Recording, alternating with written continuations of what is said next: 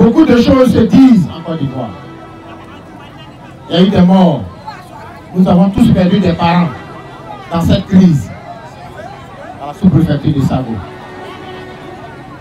Pour la première fois, une haute autorité va se rendre sur place pour écouter, pour entendre, pour voir. Et puis, il rentrera à Abidjan. Parce qu'il s'est engagé pour la réconciliation en Côte d'Ivoire.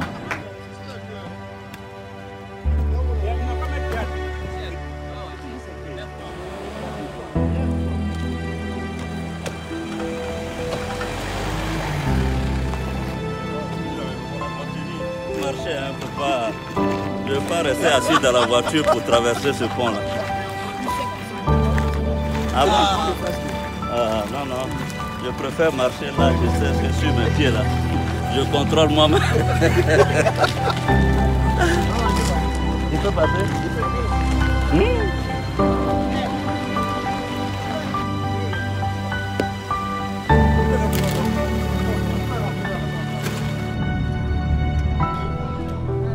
Son Excellence, Monsieur le Président de l'Assemblée nationale, notre village a suivi les affres de la guerre, dont 64 personnes ont perdu la vie. La journée du 6 mai 2011 à Adébem. Bon, on a appris comme ça qu'il y avait des Libériens qui passaient pour partir vers peut-être vers le Libéria. Mais ils ont pris l'axe Zegban-Godjibwe, c'est-à-dire Godjibwe qui est à 5 km d'Adébem. Donc nous aussi, on avait peur parce qu'on n'a jamais vu les Libériens, parce qu'en ce moment, on était en tout cas en pleine crise. Et un coup, on attend des coups de fusil dans le village. On ne sait d'où ça venait. Est-ce que c'était les Libériens qui c'était? On ne savait pas. Bon, mais à notre surprise, on voit un de nos frères qui a été tué. Il a été abattu par balle réelle. Un deuxième est abattu par balle réelle. Qu'est-ce qu'il fallait même faire? C'était de prendre la fuite. Nous sommes donc rentrés en brousse. On a fait la journée du vendredi 6 et du samedi 7 en brousse.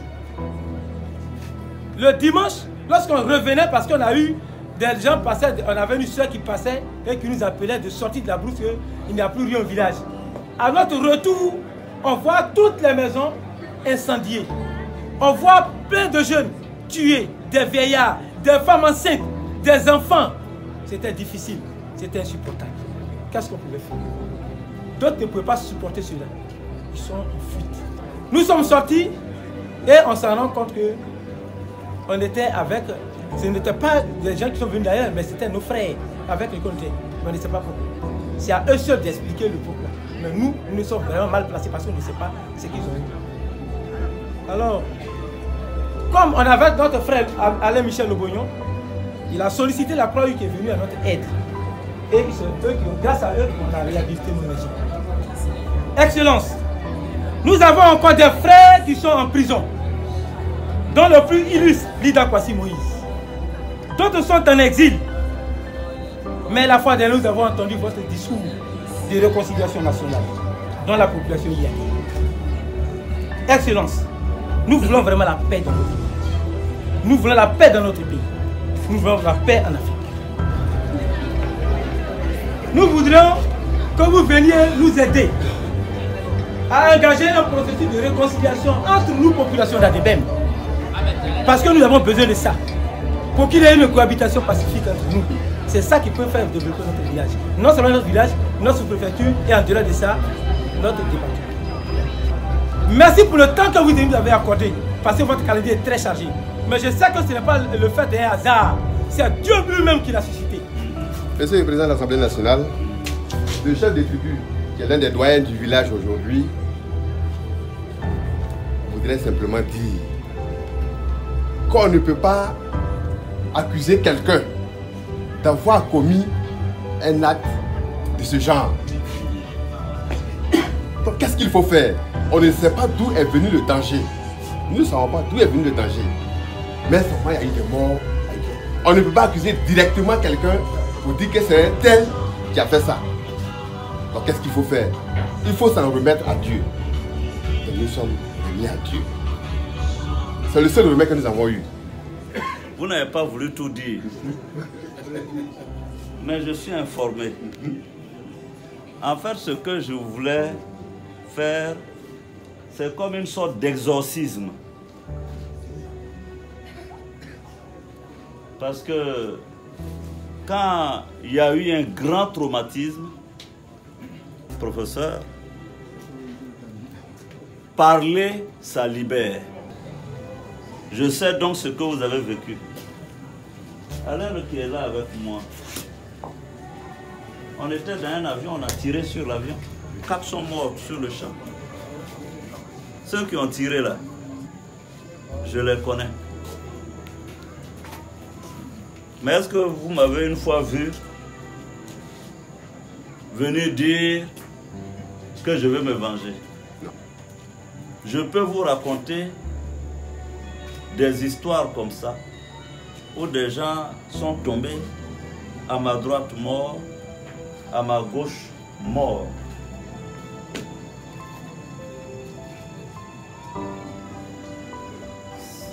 C'est très douloureux. Et justement, j'ai vu que le porte-parole avait du scrupule pour en parler.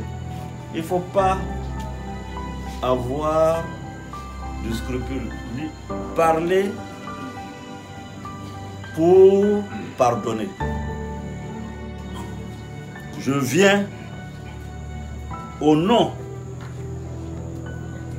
de l'Assemblée nationale, de l'institution, pour vous dire qu'il faut pardonner. Que votre cœur s'apaise. Et il faut apprendre à avancer. Nous tous, c'est un exercice qu'on doit faire. Vous avez parlé de la question d'un de vos fils, Lida Kwasi Moïse, je le connais très bien. Lida était enseignant à l'université, donc on s'est connus, et puis il était responsable au FPI quand je dirigeais la FECI. On s'est bien connus. Donc c'est quelqu'un pour qui j'ai du respect, avec qui je n'ai jamais eu de problème particulier. Donc vous m'avez dit, j'ai compris. Mais voyez-vous, la question de la réconciliation, c'est ça qui va permettre que les cœurs, aussi bien du côté droit comme du côté gauche, s'apaisent et puis vraiment on se retrouve. Il n'y a pas un camp qui a raison tous les jours, tous les matins, tout le temps. Et puis un camp a tort tous les matins, tout le temps. Non. On a tous tort. On a peut-être tous un peu raison. Chacun n'a qu'à faire son autocritique. Mais si tu dis que toi tu as raison, bon tu n'as rien fait, bon toi c'est les autres qui ont... Non, non, non, arrêtons ça. Arrêtons ça. Nous aussi on a commis des erreurs, les autres ont commis des erreurs, mais il faut qu'on accepte de s'asseoir ensemble, de parler ensemble et de trouver les solutions. C'est ce que je pense. Et c'est mon point de vue. Et je vais continuer à parler de réconciliation parce que la Côte d'Ivoire a besoin de réconciliation. Parce que tant que la Côte d'Ivoire n'aura pas réglé la question de la réconciliation, on se fatigue. Ce sera de revanche en revanche. Parce que le pouvoir là, bon, le pouvoir là, ça finit toujours. Ou bien, ça peut durer 5 ans, 10 ans, 15 ans, 20 ans, mais ça finit. Le jour où ça finit là, si l'autre vient, et puis il dit, bon, sortons les anciens dossiers, on va regarder. Bon, on va faire comment? Donc, il faut à un moment donné arrêter le cycle. Quand on est au pouvoir, on a l'impression qu'on est tellement fort, on est tellement puissant, on peut... Non, non, pardon. Pouvoir là, ça blague un temps. C'est tout.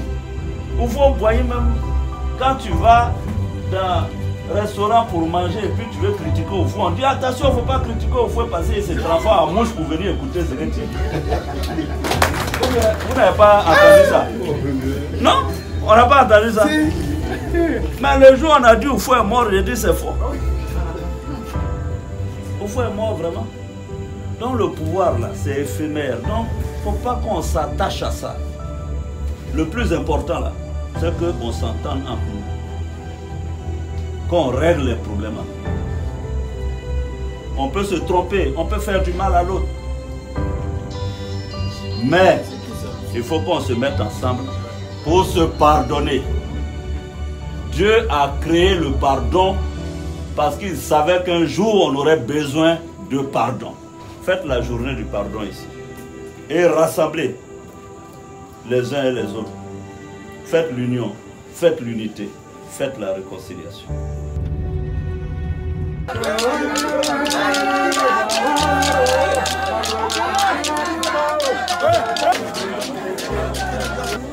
C'est avec une grande joie que la population de Guédiboué, dans toute sa diversité, et moi-même, recevons son Excellence, Monsieur le Président de l'Assemblée nationale du Côte d'Ivoire et toute la délégation qui l'accompagne. Ces populations vivant en parfaite harmonie depuis des décennies. Mais malheureusement, contre toute attente, alors que rien ne le présageait, cette harmonie a été brisée pendant la crise post-électorale. En effet, Monsieur le Président, les 6, 7 et 8 mai 2011, une folie meurtrière venant on ne sait d'où s'est abattue sur le village. Le bilan de cette barbarie sans nom a été lourd. 77 morts ou disparus, 232 maisons brûlées et détruites. Tous nos biens et trésors emportés. L'école du village, infrastructure commune, n'a pas été épargnée. Jusqu'elle a été saccagée et décoiffée. Les années 2011, 2012 et 2013 ont été particulièrement éprouvantes pour nos enfants, en majorité des orphelins de la crise 113, qui n'ont pu aller à l'école. C'est grâce à l'implication personnelle de notre fils, de bonne volonté, le ministre Alain Lebognon, que l'école a recouvert en 2013, permettant le retour des exilés. Aujourd'hui, grâce aux actions inlassables du ministre Alain Lebognon, qui a appelé à la cohésion sociale, la paix est totalement revenue à Guédiboué. On ne célèbre pas la mort.